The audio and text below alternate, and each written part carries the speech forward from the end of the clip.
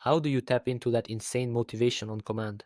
To do this, you need just one thing: to understand how your brain works on the inside, what values are ingrained in you by nature, how you perceive the world. Socionics, a personality typology that reveals all your true values and motivations, can help with this. When you act in harmony with your type, hard work feels like scrolling through TikTok. You stop wasting time on things that burn you out. All that's left is what comes easily and feels great. And let's start with the first step. Understand that people are different. Imagine that people are different phone models. One is designed for photos, another for games, and a third for work. None is better or worse. They just have their own firmware. Socionics is a system that describes this firmware. It identifies 16 personality types, each built on 4 simple opposite dichotomies: logic versus ethics. How do you think? One person makes decisions through analysis, looking at facts, numbers, and logical connections. They'll ask, why does this work? And what's more profitable? Another makes decisions through people and feelings. It matters to them how this will affect relationships, how fair it is,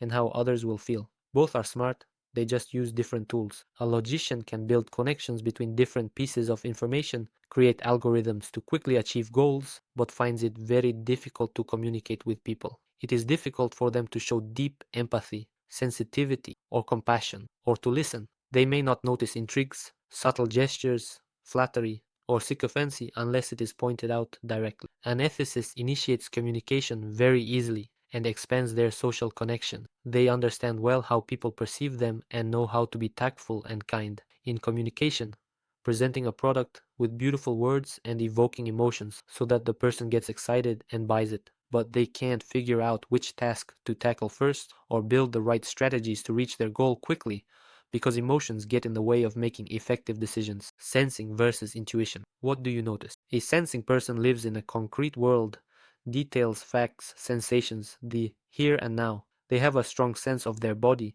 space, and material reality. They quickly put their thoughts into action, gain a lot of experience through doing, and move forward. They can expend a lot of energy and invest heavily in a project, be a decisive leader, manage a team, and forcefully fend off competitors. They think little and do a lot, but they get demoralized when a lot of energy has gone to waste because they didn't think about what might await them a year from now. The intuitive lives in a world of ideas, possibilities, and connections between things. They easily see the big picture, come up with unconventional solutions, and can process a lot of information to get things done efficiently.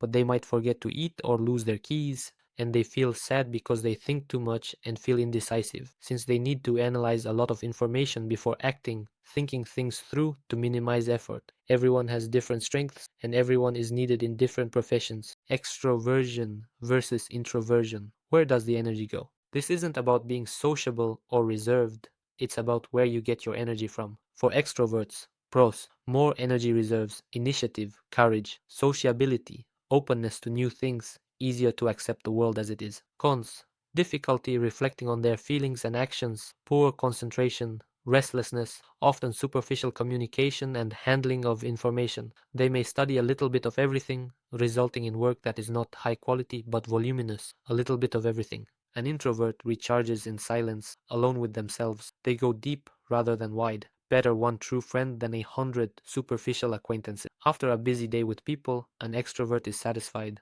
while an introvert is drained. An introvert can do one thing well and in depth with quality, creating high quality products but in small quantities. They recharge from one-on-one communication. In product creation, an introvert is one deep well versus many shallow ones. They don't spread themselves thin across many projects at once. They take one and bring it to a high standard of quality. For a video editor, this means one video but polished down to the last detail, rather than 5 mediocre ones.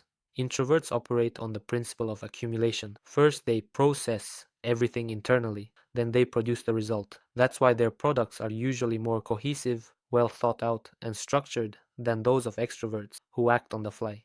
In terms of thinking, an introvert constructs an internal model of reality and works with it rather than with the chaos outside. This makes them strong in systems thinking. They see structure, connections, and hierarchy, where others see only a set of facts. An introvert's perception is deep but subjective. They analyze through their own lens. This is an advantage in creative work, a unique authorial perspective that cannot be copied. The downside is that it's sometimes difficult to step outside their own worldview Introverts delve deeper into a topic more easily than they broaden it. This builds expertise. They become truly strong in their niche rather than average in many. Rationality versus irrationality. What's your pace of life? This is the most underrated dichotomy, and it's precisely here that most people break themselves by following others' advice. Irrational is a person with an inner need for structure. They feel comfortable when there is a plan, a schedule, and clear steps. They make decisions in advance and stick to them. Unfinished business annoys them.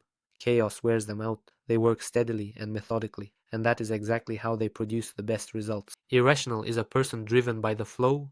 They aren't lazy or irresponsible, they're just wired differently. Their brain kicks into high gear when there's interest, excitement, or novelty. Making them do something boring because they have to is like trying to make a cat swim. Technically possible, but why bother? An irrational person can do in one evening what a rational person does in a week, but only if the topic really fires them up. By combining these functions, Socionics describes 16 unique psychotypes, each with its own worldview and internal motivation. Take the psychotype Jack London, a rational, logical, intuitive extrovert. His brain is tuned to a single task, seeing where there is profit and where there isn't. He views the world as a chessboard of possibility. He is motivated not by the process, but by the result. Money, status, achievements. Now let's change one variable.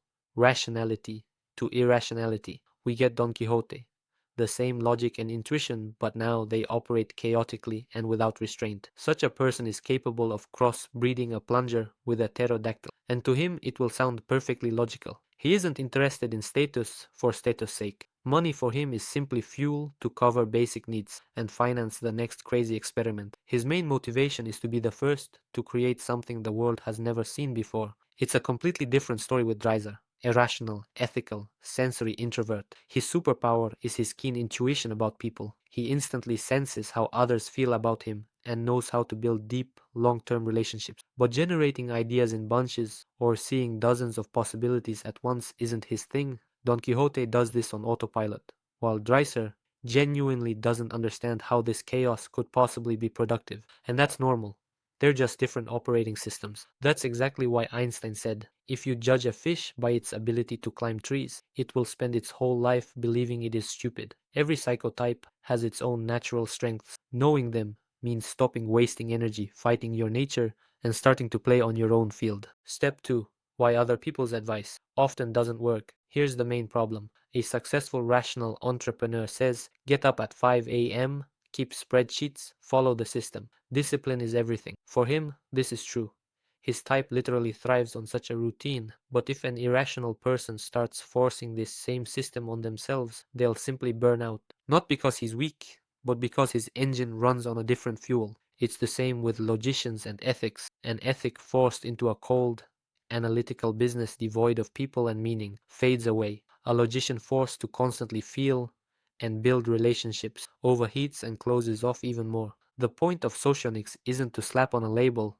The point is to stop fighting your nature and start using it as an advantage. A smart but reserved person isn't a sociophobic with issues. It's a person with a deep analytical mind who simply doesn't need a crowd. A sociable but illogical person is not dumb. This is a person with a natural talent for connections who needs a partner for the systematic part. Next, I'll show you successful people and why you shouldn't copy their strategies. Two billionaires, two different driving forces. Tony Robbins and Richard Branson. Both are rich, both are influential, both are known around the world. But if you look closely at exactly how they achieved their success, you'll see two completely different people with opposite strategies. And here's what's important. Each of these strategies worked precisely because it matched the nature of that specific person, not the other way around. Tony Robbins, a machine with a schedule. Tony Robbins is a man of systems. He gets up early, every hour of his day is scheduled, and he has refined his coaching methodologies to such an extent that they have become a product that can be replicated over and over again. His business is a single powerful vertical. Seminars, books,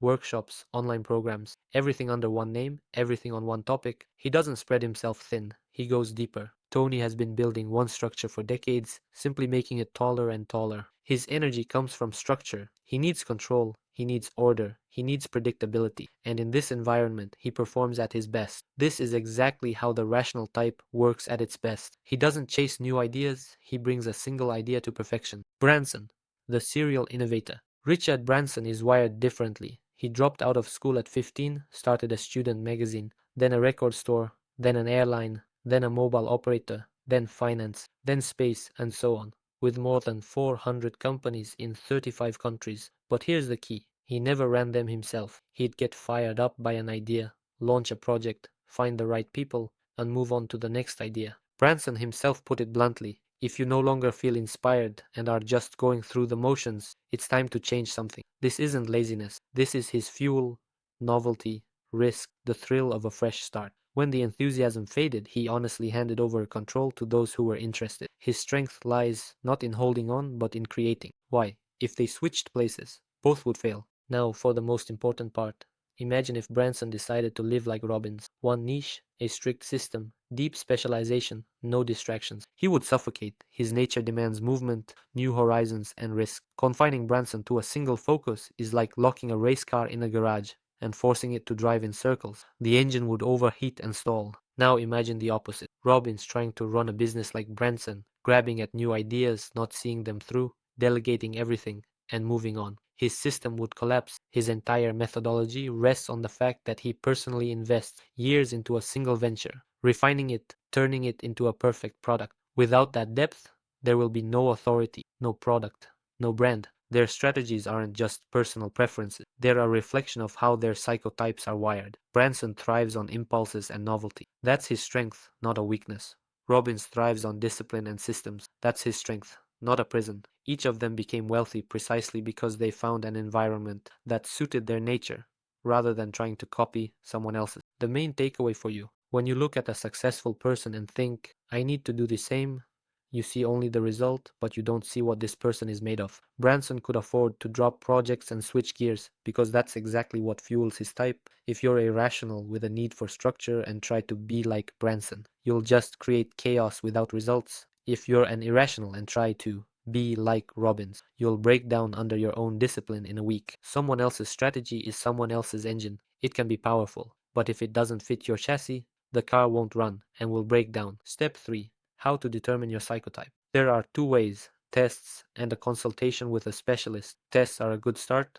Take them yourself and study the results. This will give you an initial understanding, but if you want an accurate answer, it's better to consult a practicing socionics practitioner. A specialist will analyze you more deeply, answer your questions, and help you avoid the pitfalls of self-diagnosis. Regarding typologies, MBTI is a popular system, but it's superficial. Socionics is more accurate and deeper, though most materials on it are in Russian. If you read English, use translation tools. It's worth it. Once you truly understand socionics, you'll start to better understand yourself, your place in life, and how to build relationships with people. And your results will skyrocket. And you'll stop forcing yourself into things that don't come naturally and will only do what comes easily. You've figured out how to unlock insane motivation on command by understanding a bit of socionics. And if you want to learn how FBI agents spot lies, click on this video.